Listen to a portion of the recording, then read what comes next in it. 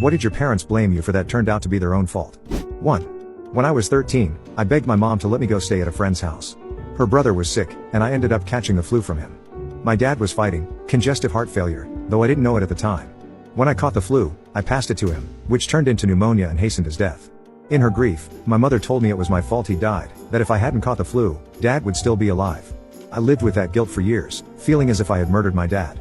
Years later, after my mother died, I found out from my brother that Dad had worked on our pasture fence in the rain, already having the flu. I'd caught the flu from him, and it turned into pneumonia afterward. But it was the broken fence in the rain, not me. Our mother never took back blaming me. She also told me she couldn't love my daughter because she wasn't perfect. She has Down syndrome and leukemia. I did not attend her funeral. 2.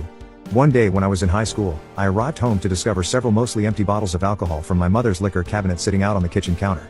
Upon hearing me enter the house, my mother angrily stomped into the kitchen to demand an explanation about why her booze was missing. I had absolutely